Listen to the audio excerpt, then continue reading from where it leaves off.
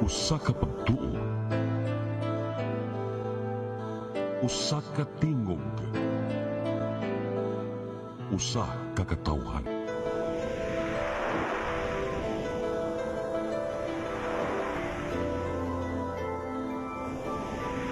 Cebu Catholic Television Network.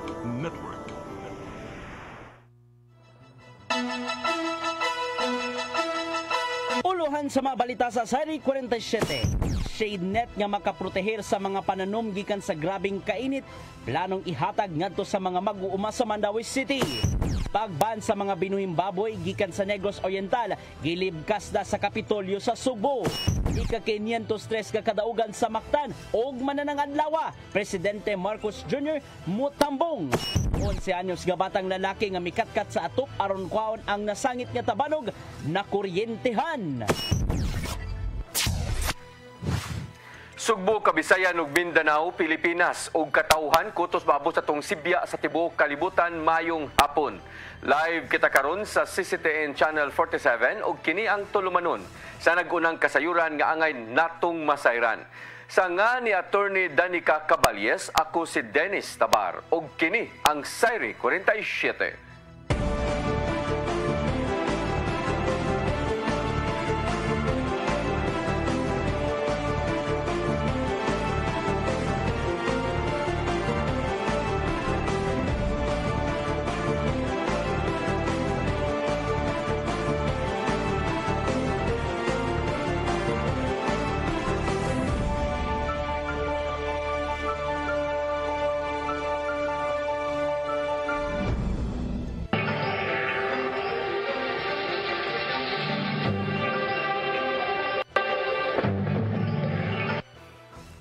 Karon sa kompletong detalye sa atong mga balita, Mandawi City Agriculture Office aduna nay igong supply sa seedlings. Plano usab nga manghatag sila og shade net nga maoy sa mga mag-uuma diha sa mong syudad aron maprotektahan ang tanom gikan sa grabing kainit. Ang kasayuran ihatod ni Merero Sagarino. Tungod sa grabing kainit sa panahon, labi pa sa kakuwang sa supply sa tubig, naapektara na ang mga pananom. Sa syudad sa Mandawi, hinuon walay daghang mag-uuma og dagkong tamnanan. Sagad mga container backyard farming. Bisan pa man, nagkaproblema gihapon sila tungod sa panahon og tubig. Subay niini, ang City Agriculture Office nagplano nga mohatag og dugang shade net kanila aron pagprotekta sa mga pananom dili maigo direkta sa grabing kainit. Meeting man tano, sectoral meeting sa Urban Garden, naagyod ni ingon gyud sila nga affected mo to gikuha na mag resolution nga mangayo og kaning tabang through a resolution nga mangayo sila additional shading nets nga ipasa na namo niya. Sa pagkakaroon, gisutan na sa buhatan ang mga mag-uuma nga benepisaryo sa shade net. Ang Agriculture Office aduna usab daghang seedling sa nagkadaiyang utanon sa mga ganahan mamahimong mobisita sa ilang buhatan sa Barangay Magikay. Mary Rose Sagarino, CCTN News. Gilibkas sa Kapitolyo sa Sugbo ang kasamtangang pagban sa mga binuhing baboy ug mga pork-related products nga gikan sa Negros Oriental. Pinagi kini sa Executive Order No. 7 ni Governor Gwendolyn Garcia nga giluwatan kagahapon. Gihimo ni Garcia ang maong lakang human nga ni mahal na ang ipamaligyang lechon baboy ngadto sa publiko. Apan nagpabiling hugot ang pipila ka mga protocols aron makalusot ang mga baboy. Uga produkto gikan sa Negros Oriental sama na lang sa pagpangayo og mga dokumento. Dulan sa katuig nang gipatuman sa Sugbo ang pork entry ban gikan sa Negros Oriental tungod sa African swine fever.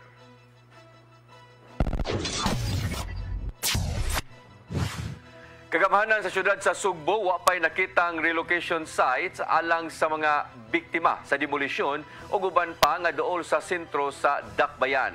Matod ni Cebu City Vice Mayor Raymond Alvin Garcia nga padayon pang nangita ang syudad. Ang kasayuran ihatod ni Sherissa May Oy. Palayon pang nangita og relocation site ang Cebu City Government alang sa mga informal settlers nga gikatakda nga i-demolish sa sunod buwan. Mato ni Vice Mayor Raymond Alvin Garcia nga naglisod sila og pangita og luna nga himuon nga relocation site nga nimutang duol sa sentro sa syudad. Kini tungod kay labihang mahala na sa presyon ni ini. Apan ang mga apektadong informal settlers buot nga magpabilin duol sa naimutangan. Apan gisugyot ni Garcia nga kung buot nga mopaduol sa syudad ana ay medium rise building nga paingon na unta mahuman nga naa nahimutang sa barangay Lorega. Gawas ni ini aduna sab abli nga relocation site diha sa barangay Kiyot, Pardo ug Konsolasyon nga iya sa syudad. Sherry Zameuy, CCTN News. Muduso og balaod nun si Senador Sherwin Gatchalian nga nagtibuha nga did-an ang mga tinun-an sa paggamit og cellphone panahon sa klase.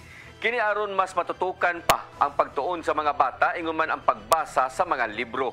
Matod ni Gatchalian nga daghan nga mga tinun-an ang nahigam na sa paggamit og cellphone ug pagsubay sa social media bisan pa man og ting klase. Giduso usab sa senador ang himuong National Reading Month ang buwan sa Nobyembre. Then gikampanya nila ang pagbasa og libro ngadto sa mga tinun-an. Nakita usab niya nga mas mulambo pa ang panumduman sa mga bata pinaagi sa pagbasa inay nga maanad na lang sa paggamit og cellphone.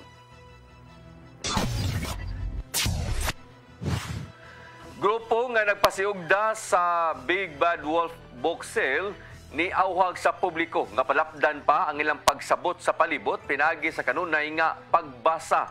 Anda mo sab sila nga makigalayon sa kagamhanan aron mas mapalapdan pa ang ilang advocacy. Ang kasayuran ihatod ni Gian Navarro. Wala gipanumbaling sa mga nagpasiugda sa Big Bad Wolf Book Sale ang issue bahin sa ubos nga reading comprehension ilabi na sa katawhang Pilipino. Sa pagtuon gikan sa Program for International Student Assessment kon PISA niadtong 2022 nga gipagawas niadtong December 2023, ana sa ika-77 nga pwesto ang Pilipinas. Gikan kini sa 81 ka mga nasod sa kalibutan sa performance sa reading comprehension sa mga tinun-an. Tungod nini, mas gidasig sa Big Bad Wolf ang katawhan ilabi na ang mga tinun-an sa pagbasa og mga maayong libro. Ilabi na nga nibalik sila sa Sugbo alang sa napukaadlaw nilang sale. Matod silang Philippine partner nga si Carol Chuaying nga mas masabtan sa katawhan ang tanang mga butang sa palibot kung mubasa gayod og mga physical books. So malaking bagay yon. Kung what you consume, yun yung what you will become. So if you consume, books that will be able to make you grow, make you become better, live better, see life in a different perspectives, then you change within.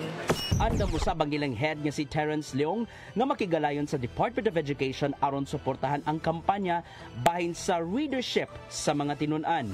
We are always open to collaborate with any opportunities that come our way because besides running the sale event alone, we also have our own charity drive called the Red Readerhood. Nagpadayon ang halapad nga book fair sa Asia sa Cube Wing sa SM Seaside City, Cebu diin. Moabot sa 2 million ka mga libro ang mabaligya sa barato nga presyo. Matuding mga nagdumala nga tuyo silang mibalik sa Sugbo tungod sa grabing demand sa mga maanindot nga libro gikan sa mga bata hangtod na sa mga edaran. Gani excited ding magbesti sa pagpalit og mga libro bahin sa pagkaon og interior design aron makakuha og mas nindot nga ideya sa gipili nilang negosyo. Want to enhance my vocabulary at the same time as a visual learner, I look forward to looking for books nga na ay mga pictures at the same time na ay text. I think it's useful sad for our part na kanang it's aesthetically pleasing. At the same time, you can learn something out from that book. Abri pa ang Big Bad Wolf Book Sale hangtod Mayo 5 during mall hours og mahimo mapaymuslan ang mga deskwento og promos kung makapalit man og mas daghang libro. Gian Navarro, CCTN News. Musunod, 503rd kadaugan sa Mactan may tabo og mga adlaw. Gipangandama na ang pagtambong ni Presidente Bongbong Marcos Jr. Kanaguban pa mga balita sa pagbalik sa Sayri 47.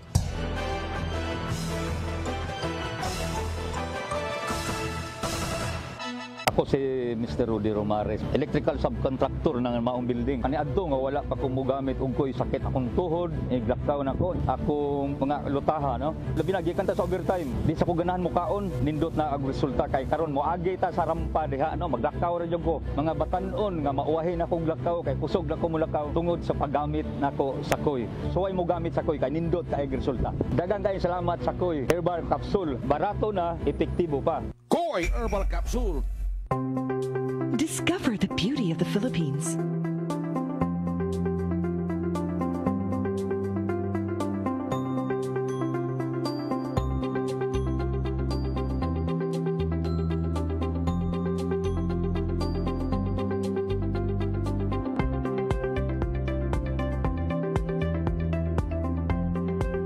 With Philippine Airlines, the country's flag carrier.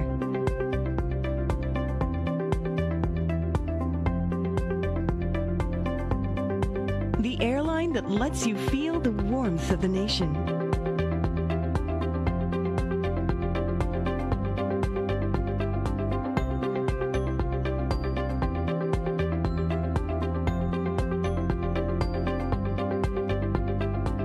Mabuhay!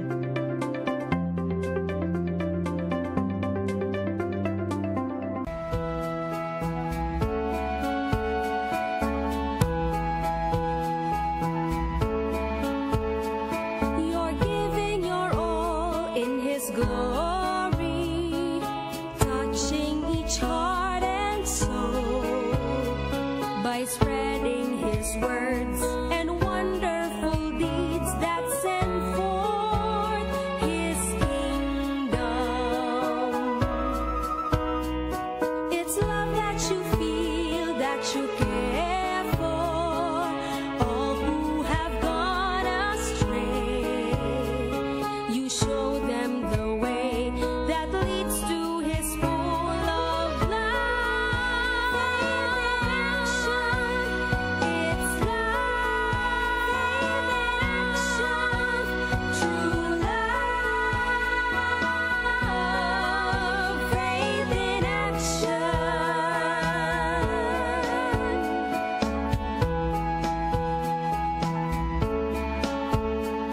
We're one in one hope, inspiration through God's amazing grace. His power and love and pureness of heart show to us His wisdom.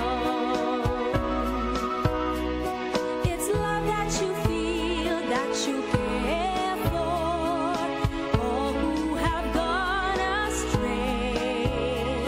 You show them the way that leads to His full of love. It's love in action, true love, faith in action.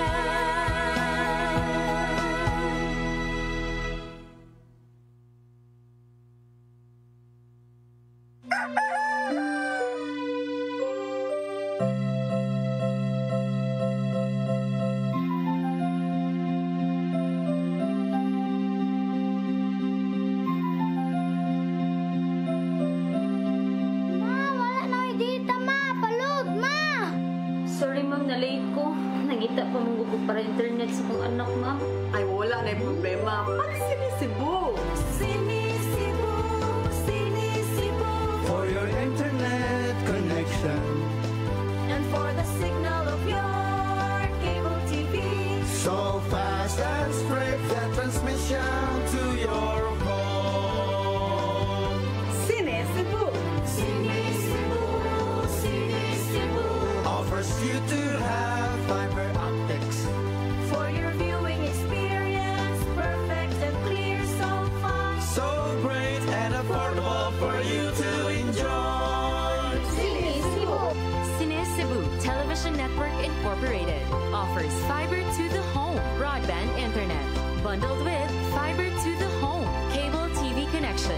Sinisibo Television Network Incorporated with its operation in Metro Cebu and the whole province of Cebu soon. And affordable for you to enjoy.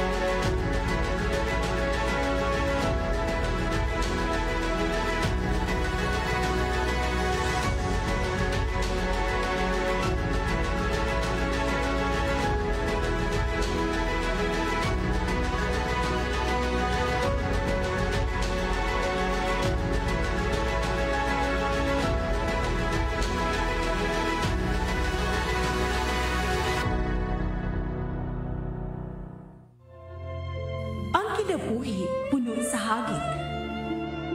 Sugpil na ka, Dri, ha? Ay, pag-inarte! Dita ka! Puno sa pangutana. Bata pa gani ka kayo? Nagpuyap-puyap na ka? Kinsa man ang mga masakitin ako din ay karoon ha? Kinsa! Kung si Buti mo'y pasabot, Daddy. Puno sa luha. Pagpili pa, ako nga imong anak o kanay imong mga babae. Kasuko. Ano pa? Kaluoy ka ni Papa. Apan bisan mangit-ngit pa ang imong kalibutan, aduna pa'y nagpahiping kahayag. Aduna ka pa'y kasumbungan. Mga laman, hanap na. Dear Tatay, Tunog na unlod na.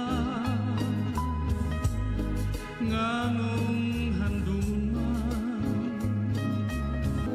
Wailaing pagi aron masabtan nato ang Biblia.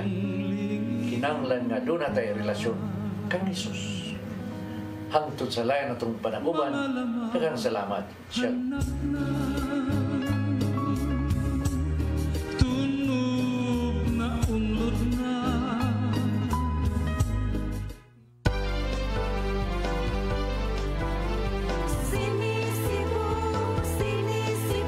For your internet connection. And for the signal of your cable TV. So fast and straight that transmission to your home. Sini Cebu Offers you to have fiber optics. for your viewing experience, perfect and clear so far. So great and affordable for you to enjoy. Cines Cebu Television Network Incorporated offers fiber to the home broadband internet bundled with fiber to the home cable TV connection. Cines Cebu Television Network Incorporated with its operation in Metro Cebu and the whole province of Cebu soon. For your internet connection. And for the signal of your cable TV. So fast and straight that transmission to your home. Sini Cebu Offers you to have fiber optics. for your viewing experience, perfect and clear so far. So great and affordable for you to enjoy.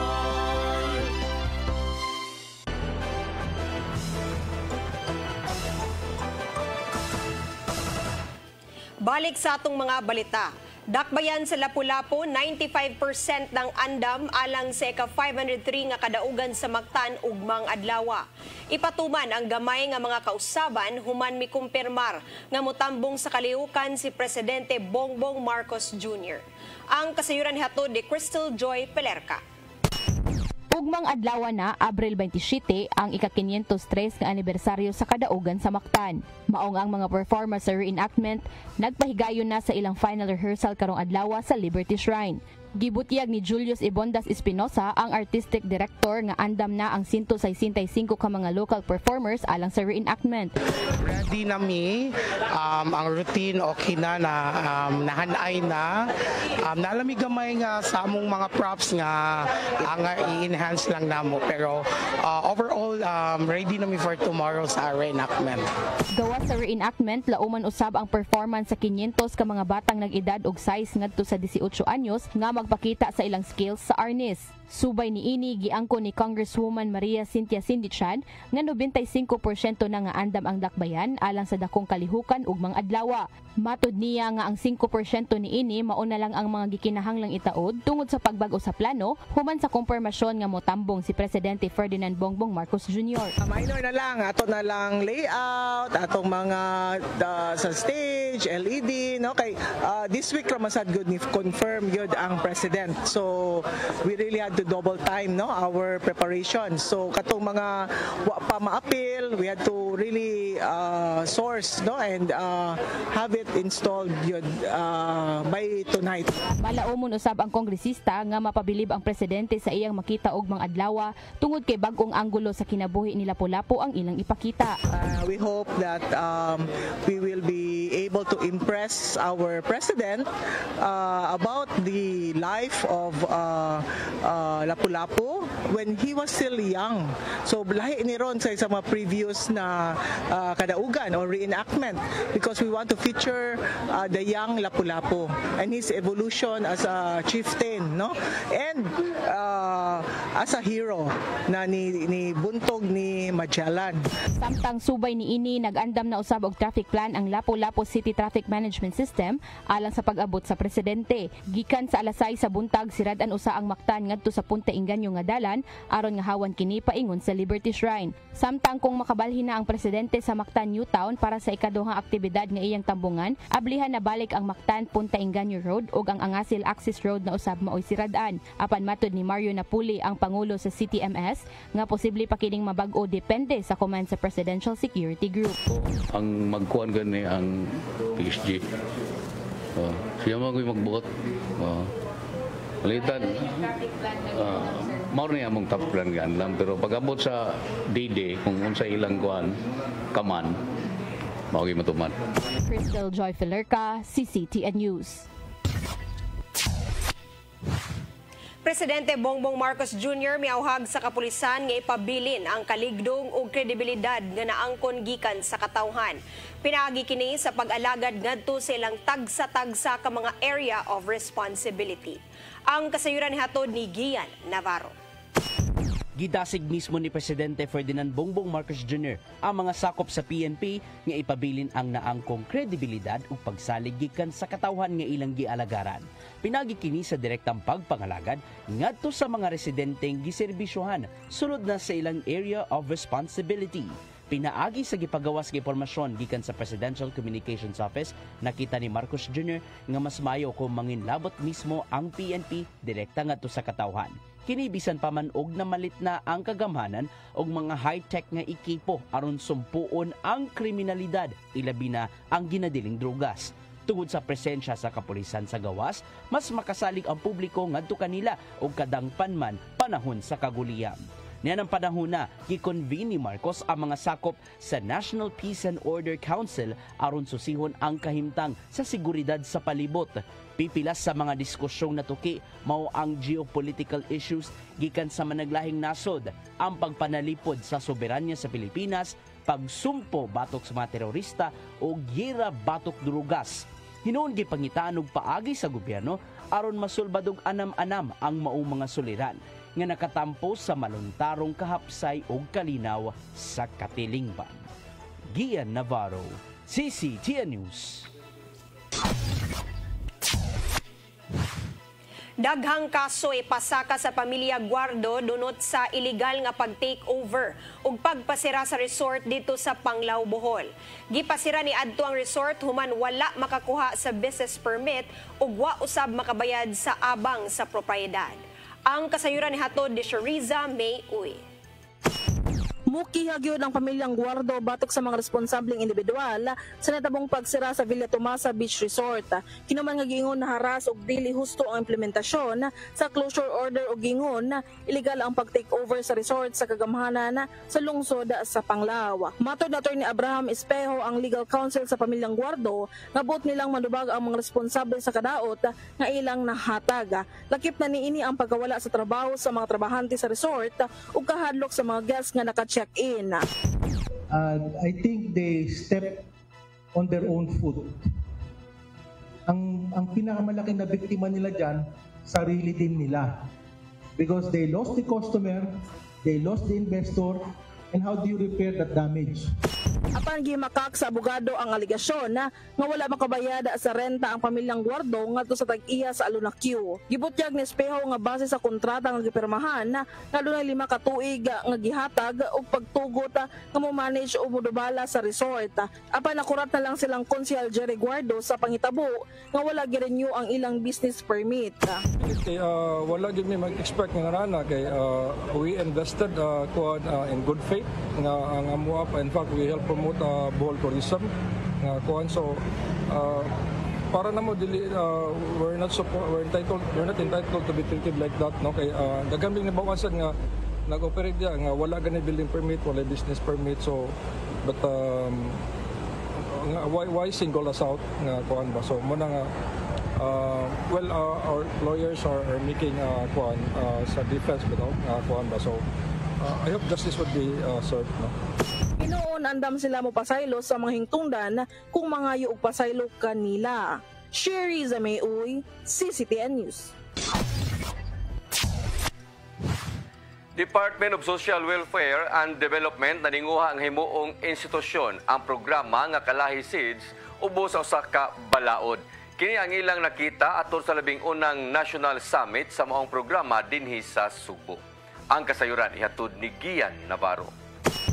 Giselebrar sa Department of Social Welfare and Development DSWD ang duha ka dekada nga pagpatuman sa kapit bisig laban sa kahirapan, comprehensive and integrated delivery of social services kon Kalahi Seeds.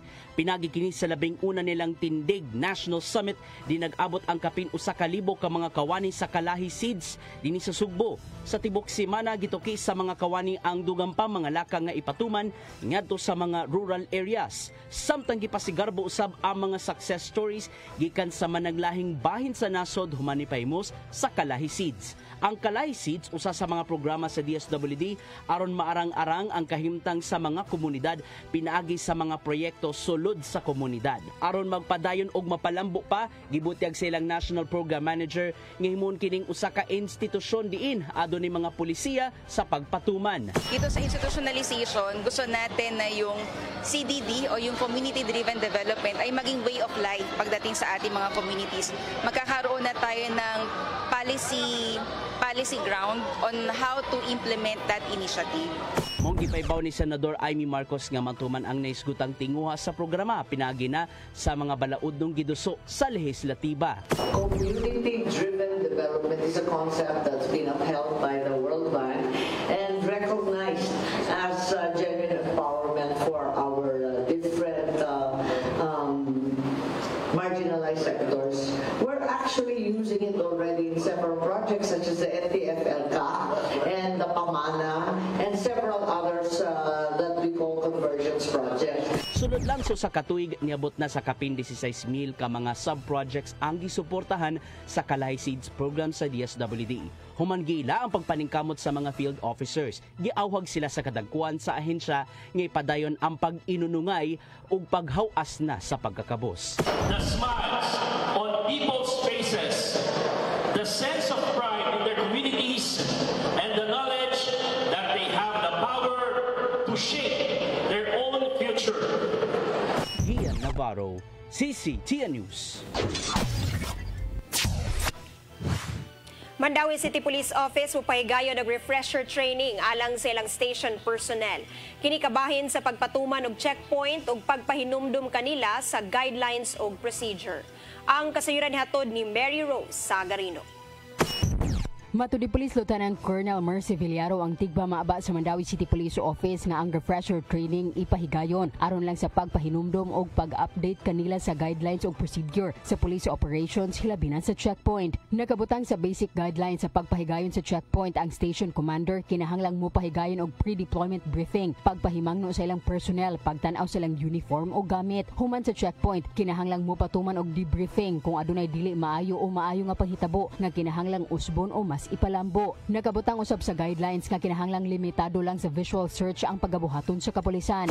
Kung sa mga makita, ika na mga ilahabang at yun sa checkpoint, kung sa rin mga makita, dili mo.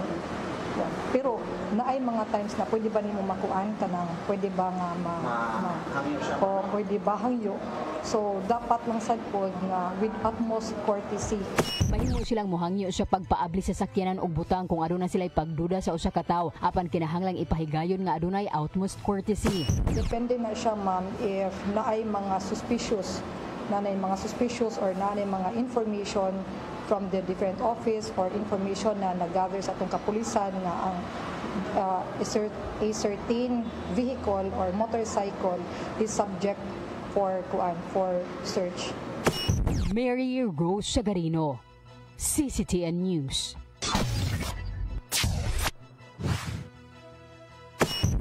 Musunod, 11 anyos nga batang lalaki nga mikatkat sa atop aron kuhaon ang nasangit nga tabanog na kuryentehan. Kanaguban pa mga balita sa bagbalik sa Sayri 47.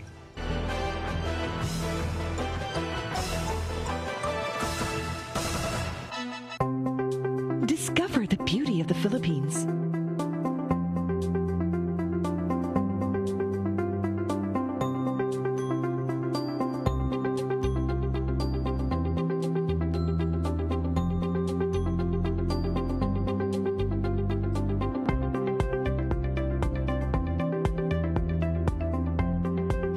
With Philippine Airlines, the country's flag carrier.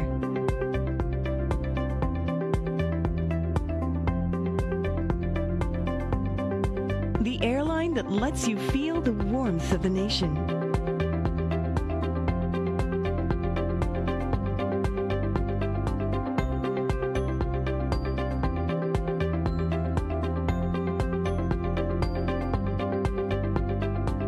Mabuhay!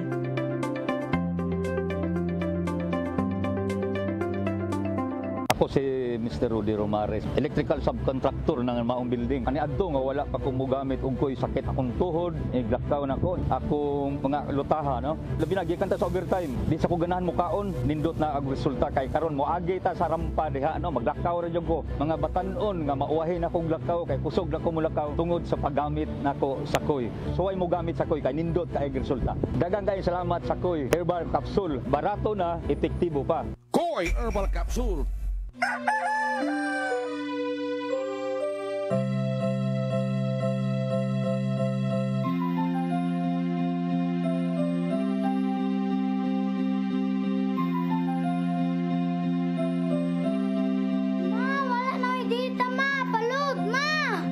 Sorry ma'am, na-late ko. Nagita pa mong gusto para internet sa kong anak ma'am. Ay, wala na yung problema. Pag-sinisibo. Sinisibo, sinisibo. For your internet connection. And for the signal of your cable TV. So fast and straight, that transmission to your home. Sinisibo. Sinisibo, sinisibo. Offers you to have fiber optics. For your viewing experience, perfect and clear so fast. So great and affordable for you to enjoy. Sinisibo. Cines Cebu Television Network Incorporated offers fiber to the home broadband internet bundled with fiber to the home cable TV connection. Cines Cebu Television Network Incorporated with its operation in Metro Cebu and the whole province of Cebu soon. And affordable for you to enjoy. Sinisibo.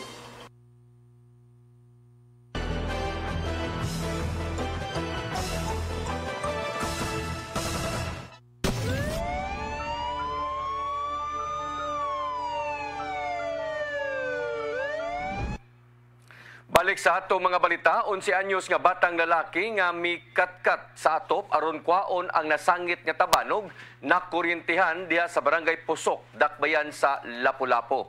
Ang kasayuran ihatod ni Crystal Joy Filerca. Kini mao ang tabanog nga gisuwayan og sungkit sa 11 anyos nga batang lalaki nga lumulupyo sa sitio Upper Matumbo, Barangay Pusok sa Lapu-Lapu nga mao ihinungdan sa iyang pagkakuryente alas 11:45 sa udto kagahapong adlaw. Gisaysay sa stepmother sa maong bata nga gikan kining ni eskwela. Niuli lang kini og nag-ilis og nibalik sa open basketball court nga maagian ra paingon sa ilang balay og nagpalupad sa iyang tabanog. Apan igo na lang silang gitawag sa iyang bana diha sa ilang panimalay nga nakuryentehan ang ilang anak. Samtang matod sa usa ka residente nga nagpuyo kilid sa daycare center nga gikatkatan sa 11 anyos nga nakadungog na lang siya sa dakong buto maong nigawas siya sa iyang panimalay. Apan sa iyang paggawas nadungog na lang niya nga naay nagsyagit nga naay nakuryentehan maong dali niyang gisaka ang atop sa daycare center tungod kay sagad kining katkatan sa mga bata. Moto kay duol naman among balay diha sa eskwelahan akong moto kung saka pagsaka nako mamay nakita niya nagbuyod na siya dito. Yan isulirat man iya mata padung ko ni mo to nakuyap. Dugang niya nga gipukaw niya ang iyang bana og sila mao'y unang niresponde. Apan naglibog sila unsaon pagresponde sa bata tungod kay naa pa sa iyang lawas ang metal nga gigamit niini sa pagsungkit. Taod-taod naabot ang amahan og uyuan sa bata nga maunay nikuha sa biktima og gidala sa tambalanan. Saysay pa sa stepmother sa biktima nga ang pagpalupad og tabanog maunay nahimo nga routine sa bata inig human sa iyang klase. Bisan kapila kini badlungon nga dili magpalupad apan dili kini maminaw. Kapila na usab kini nahitabo nga nasangit ang iyang tabanog. Maong naanda na pud niya ang pagkatkat sa maong atop. Bisan og badlungon kini sa iyang ginikanan og mga residente nga dili mo katkat apan dili kini mo patuo ug kagahapon ra gyud ang higayon nga nakuryentehan ang maong bata. Anaan na hinuon sa stable nga kondisyon ang bata apan gidala gihapon kini kagahapong adlaw sa Vicente Soto Memorial Medical Center tungod kay under observation kini. Ang bata raman siya din makaistorya raman siya ang kuanan jud niya ihang kamot niyang napiktuhan jud gayo. Serberan pa siya sa ihang bukton nga gikuan siya ganang unod nya og ang ihang kamot ug dili na siya mo lihok sa pila ka adlaw. Na posibilidad nga tangtangon jud to yung kamot kay og di tangtangon mamontoy mamatay man siya og dito tangtangon. Karong semana lang kini mao ikaduhang insidente nga na-report sa kapulisan nga nakuryentehan sa Barangay Pusok. Crystal Joy Filerca, CCTN News. Patay ang usa ka tinunan human gipusil sa wala pa mailhing gunman sulod mismo siyang boarding house sa Barangay Kansuhong, Dakbayan sa Talisay. Nakaangkon og samad pinusilan sa aping ang 14 anyos nga si Jacqueline Reponte nga niresulta sa iyang hinanaling kamatayon. Matod siyang igsuon nga nahitabo ang maong pagpamusil samtang nitubag sa iyang modules. Wala usab nila matino kung unsa man ang posibleng hinungdan sa maong pagpamusil.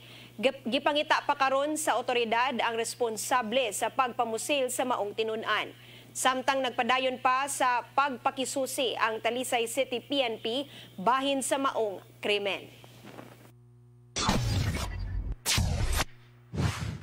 Samtang sa laing balita, girespondihan sa mga kamumbiruhan ang grass fire sa Sitio Tubod, Barangay Ubong, lungsod sa Dalaget, pasado alas 6 kagabi.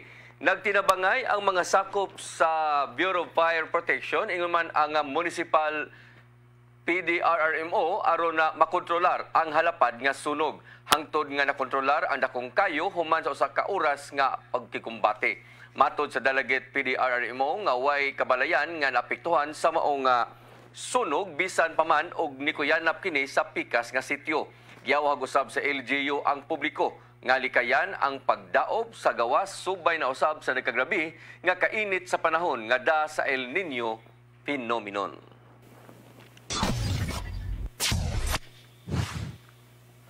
Mao kadto naglangkob sa atong mga balita sa Sayre 47. Ako si Dennis Tabar. Ako si Danica Cabalies. Sangtod Lunes pohon sa inyong paboritong tulumanon. Sayre 47.